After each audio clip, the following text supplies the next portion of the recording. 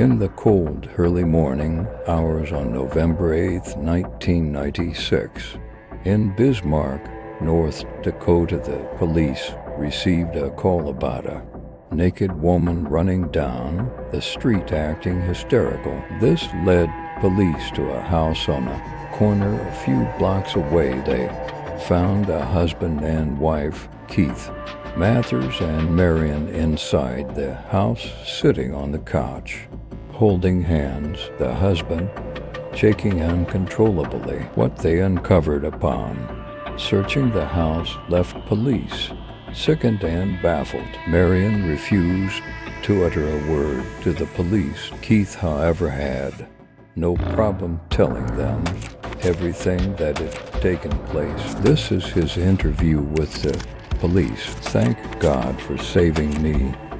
What I'm about to tell you will make you question your existence. I met Marion, or as she likes to be called now, Radney, 22 years ago in a small dive of a bar downtown.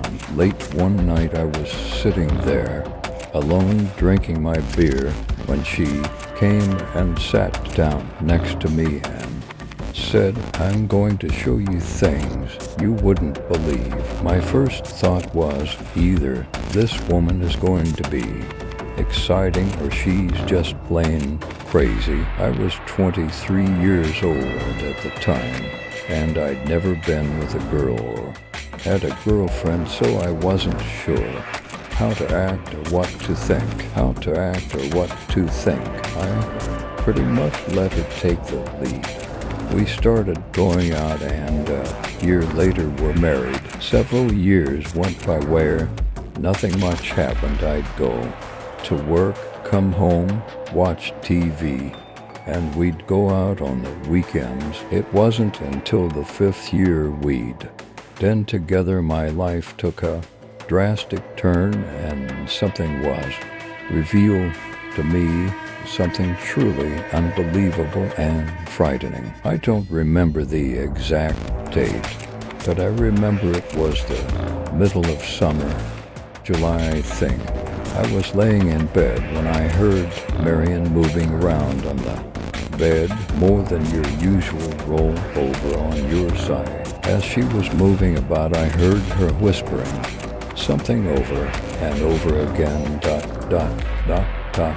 It took me a bit to figure what she was saying, but she saying hungry. At first I chuckled, thinking she must be dreaming, when suddenly she sprang up from the bed, took off running out of the room and out the front door. "What in the hell?" I said aloud as I got up from the bed and ran to the front door to see what she was doing. When I made it to the front door, stepped outside and looked around, she was nowhere in sight. I shouted out to her multiple times but got no answer. After a few minutes I went back inside, grabbed the car keys and decided to drive around to see if I could find her. I drove around for what I guessed to be an hour before. Finally coming home, I decided to call the police once I made it back home. As I pulled in the driveway, I could see the front door was wide open, but the house was dark. I knew before I left I'd turned off all the lights and shut the door, so I was a little nervous and confused, but also relieved, thinking Marion come back home. When I got to the front door and before going inside, I called out, "Marion, are you here?" As I stood there in silence, getting no response, I could feel the hairs on my arm began to stand up and fear shot through me. I flicked on the light near the front door and started walking towards our bedroom, assuming if she was home, then that's where she'd be. I slowly walked through the house, not knowing what to expect. The house was dead silent, and I swear I could hear the beats of my heart. When I got within a few feet of our bedroom, I heard the faint sounds of growling and what sounded less, something being torn. I started trembling as I walked into our room and turned on the light. I gasped as I couldn't believe what I was seeing. There on the floor was the naked, blooded body of a young female. Marion was crouched over the body as she slowly raised her head, looking up at me. Her face was covered in blood, and a piece of flesh was hanging from her mouth. Marion, what the hell are you doing? I asked. She said nothing, just went back to ripping pieces of flesh from the body of the young lady. I noticed Marion looked slightly different as well. The color of her skin had changed to a more yellowish color, and she appeared to be slightly uppity, bigger in size. I turned to run back to the kitchen to call the police when she jumped up, ran towards me, and slammed me into the wall. She got within inches of my face and said, "No police, Keith." I could see her eye color had changed as well. They appear to be green. Her normal color was brown. Marion, what in the hell are you doing? I asked. Call me Radney.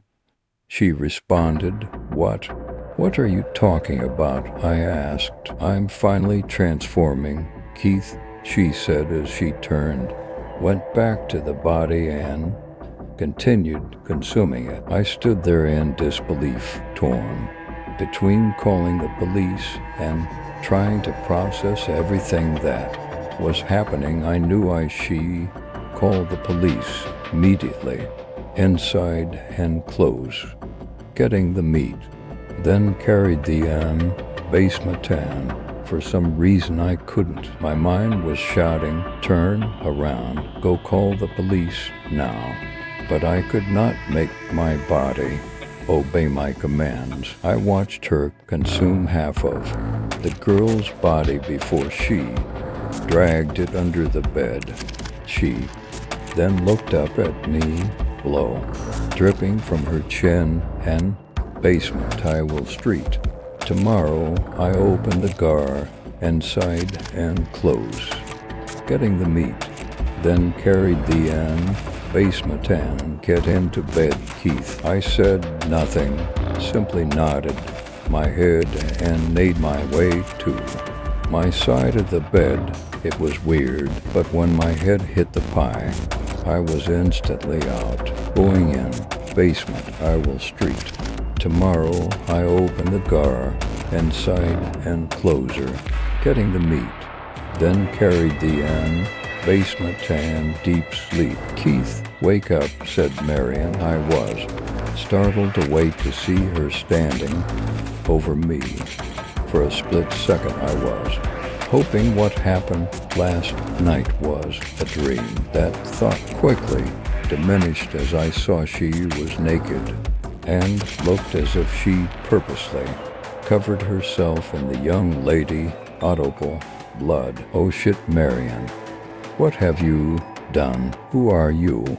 You're not my wife, I said. I am who you married. I'm finally transforming into my true nature. You will call me Radney from now on.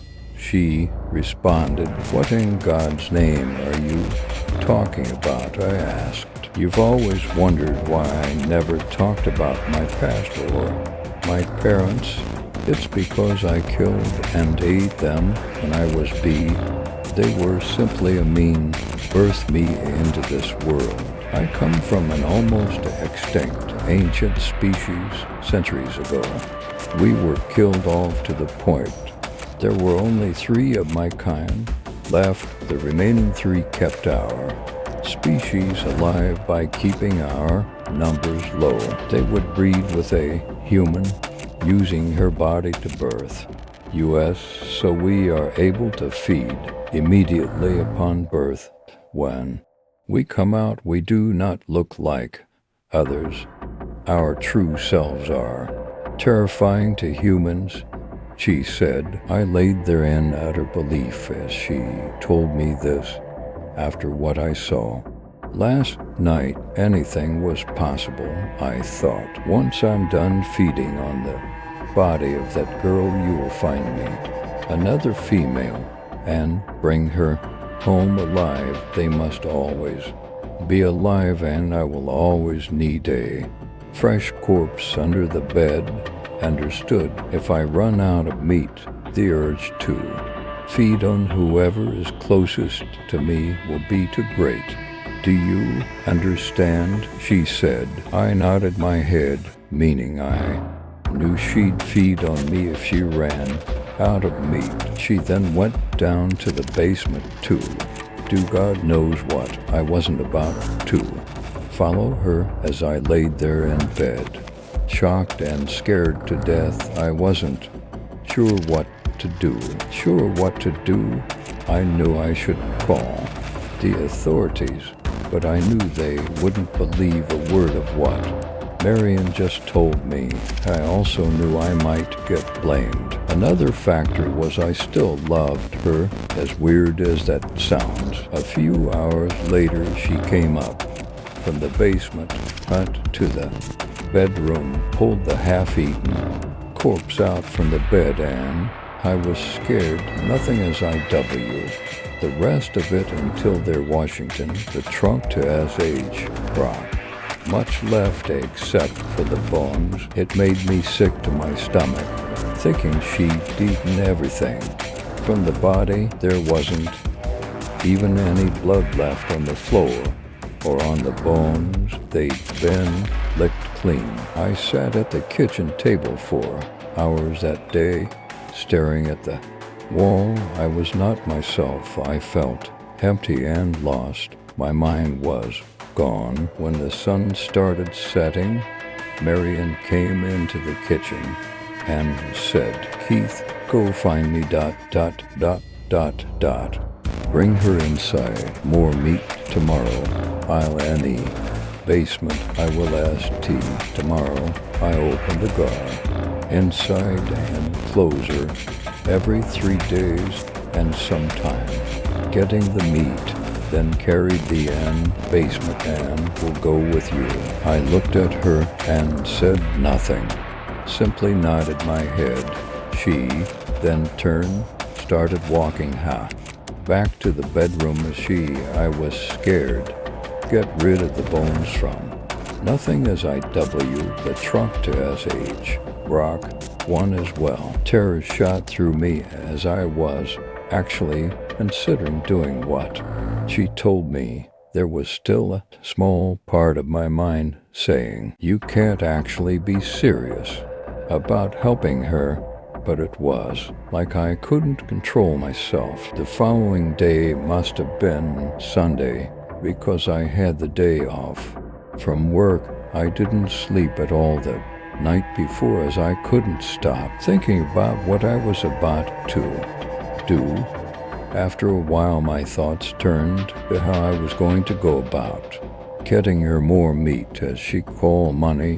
When I got out of bed that morning, I could sense something inside me had changed, and not for the better. I put the bones from the girl into a garbage bag, ate breakfast, then made my way to the local hardware store to buy the tools I'd need to get her more meat. Once I picked up the necessary tools I'd need, I set off. I knew I had to leave Bismarck to find her meat, and the further away from our home at Osepti, the better. Sometime later, I started calling the girls I kidnapped for her meat, as it made it easier for me not to think of them as fellow humans. I drove along I-94 until I came to Jamestown, quickly stopping to toss the bag of bones into one of the many ponds along the way. When I arrived, it was getting to be dusk, and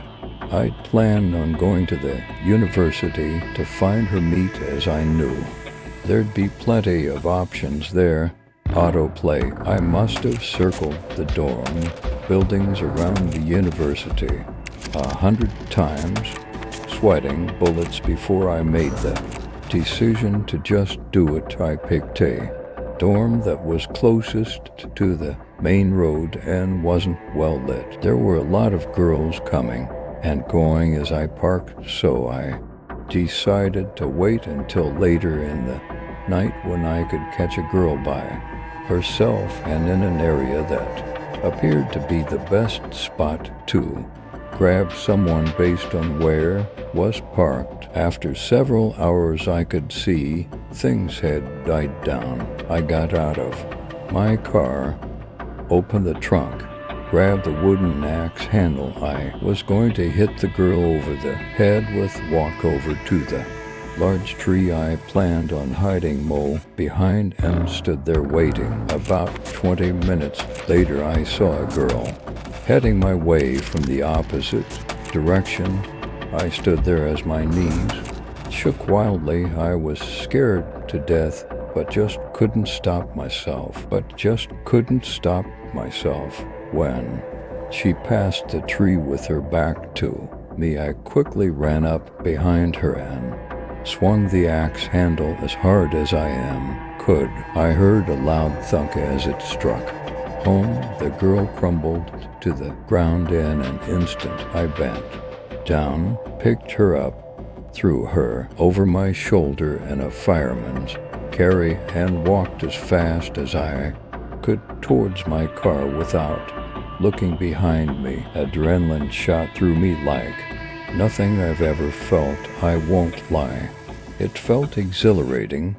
Once I made it to the car, I set her down in the trunk, then tied her hands, feet, and gagged her. Before closing the trunk, I checked to see if she was still breathing, and she was. As I drove home along the interstate, a million thoughts went through my head.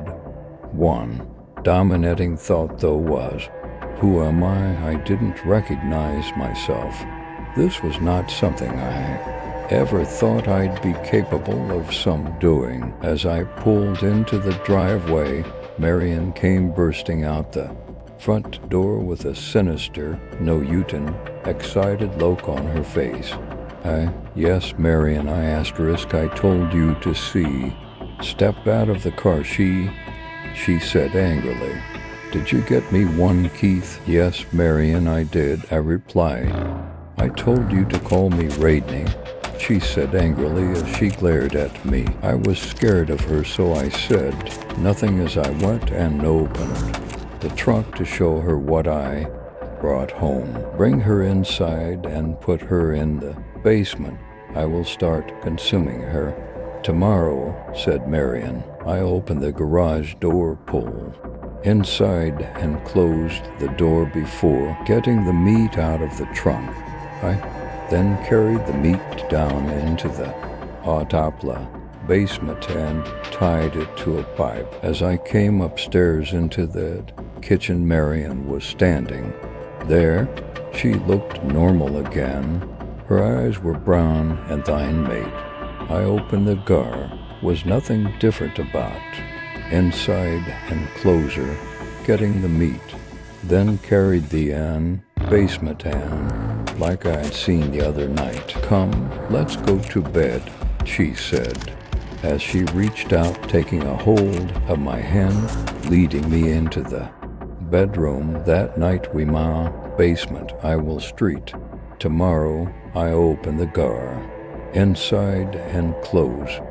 Love, and it was the best we getting the meat, then carried the basement ever had. Default the next morning, I was awakened to some loud commotion coming from the kitchen.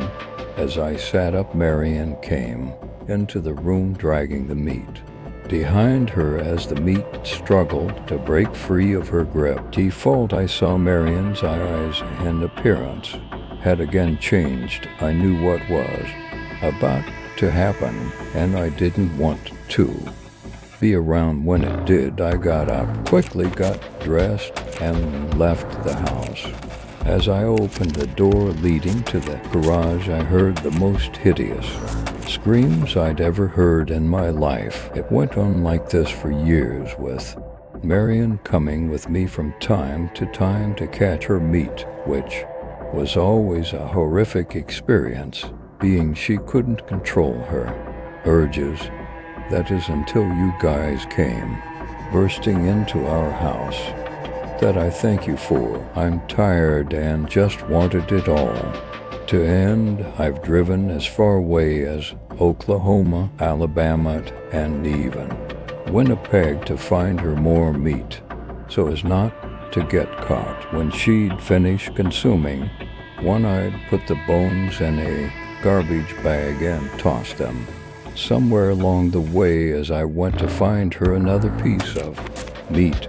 She always had to have a fuchsia nuns under her bed. The girl you found running down the street happened because I purposely left her untied in the basement. One thing you wouldn't notice unless I tell you, Marion has not aged a day since she ate the first girl. I began noticing this years later. After that day, the police found a half-eaten corpse under their bed. It turned out to be college student Amy Lee from Montana. St. Bring her inside basement. I will St. tomorrow.